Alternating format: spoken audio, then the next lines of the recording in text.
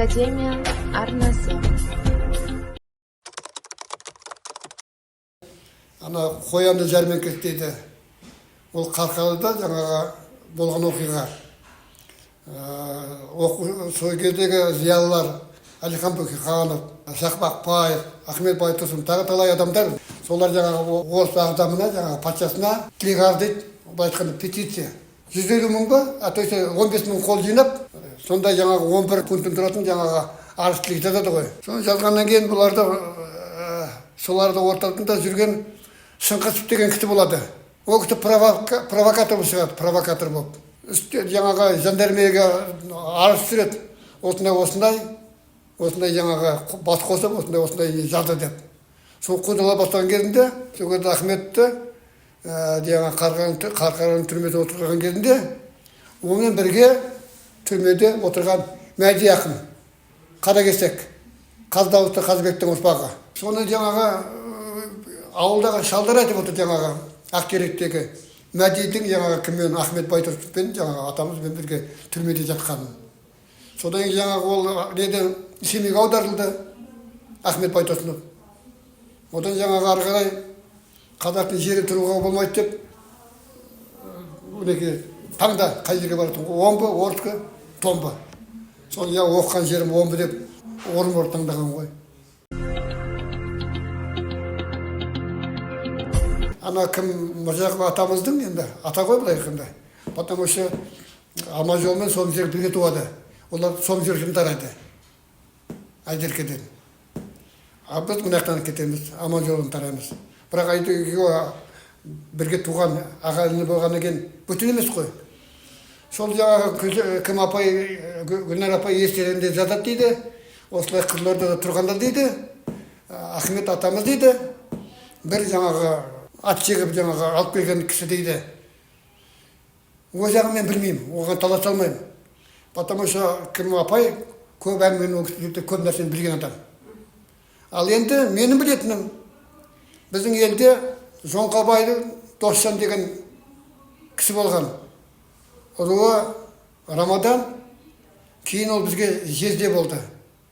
Ана жаңағы Кайдектің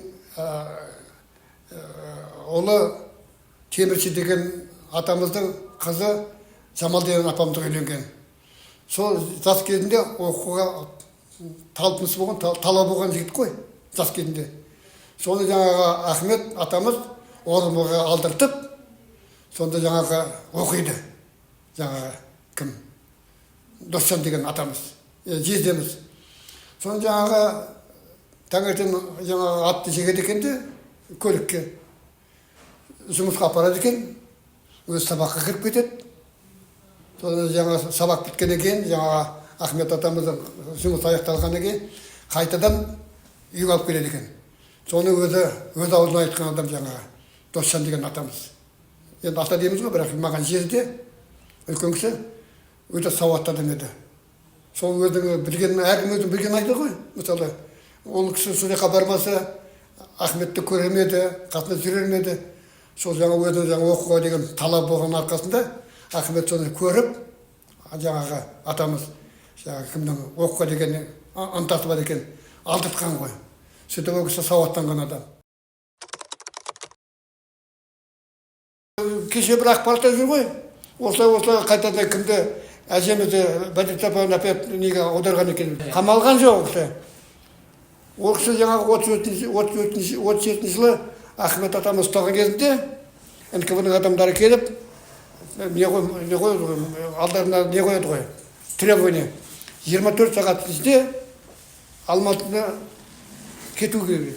Содан жиналып, бұл кісілер жаңағы не қылады. Жолға шығып, Қостанайда бірақ шығады. Қостанайға енді барғанда, соларда жаңағы Надар ағамның шешесі Салтанат әжем тірі. Салтанат әжем, мына кімнің, Әмірдің әйелі. Ол кісі Рамадан руынан болады. Ол кезде әжем тірі. Сол жаңағы Әмір деген атамыз Қайдың ұлы. Сол үйге барып паналайды. Содан кейін бірге тұрғаннан кейін енді айтады, біздің зиянымыз тимесін деп бұлар бөлініп кетеді. Сөйткен кезде жаңағы енді кімді Қостанайда Қасым Тоғызақов деген кісі болған. Оны біреу білсе біреу білмей шығар.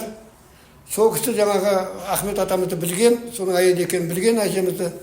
Соны айтып жаңағы бір Қостанайдың сыртында бір ауылға апарып, мынау Ахметтің әйелі, ешкімге айтушы болмаңыздар деп, сол үйге тапсырып кеткен екен. Сол жақта енді ар жағын анық қанығын білмеймін. Енді біреулерді оны несі жатқан жер табылды дейді, белгі қойды дейді. Мен өз көзіммен көрген жоқпын. Ал енді бір мақала шығып еді. Осылай Ахметтің әйелі Бадрисафа деген. Сол бір газетінде жүреді, қайда кеткенін білмеймін. Ал жалпы содан енді бертінде Катя апам қалай өзі Алматыға, потому что Едіге ағай Алматыға келіп орнықты ғой, Алматыда тұрды ғой. Соған қарағанда ол жаңағы заңы сөз келді ма, или анасымен келген ол жағын мен айта алмаймын. Мына Күлше әжемізге келсек, енді бұл Байтұрсынның әйелі ғой. Аман Қарағай деген жер бар Қостанай түбінде. Сонда жаңағы Сүгір елінен әкесі Құлыбек Шерұлы деген кісі. Енді ол өзінде заманда өткен адамдар ғой. Біз оларды білмейміз ғой. Кейін мына неге жарылып жатыр, не айтылып жатыр. Енді мынау Оспан Қожаның өзі жай адам емес қой. Енді қасиетті адам болған ғой, әулие адам болған ғой. Жаңағы бала кезінде айтып отырмын ғой. Кімге алып келген ғой. Шақша Жәлбек тапсырма береді Айдерке атамызға. Осылай бір баланы алып келеді ғой. Солай болды ғой. Қожалардан жаңағы ұрпақтар. Сол діндар атады. Сол кейін Оспан Қожа болды. Оны жаңағы ұлы Әмірхан Ғазиздин ағамыз Торғайдан біраз жыл директор болды. Мектепте. Оның қазір ұлы бар. Шоқан деген Торғайда имам болды. Қазір Қостанайда жаңағы не бас имам болып жүр. Сонда жаңа айтқан ғой, бұл Ахмет осыдан екі ғасыр бұрын туғанда сахаба болатын жөні бар екен деп. Академия арнасы.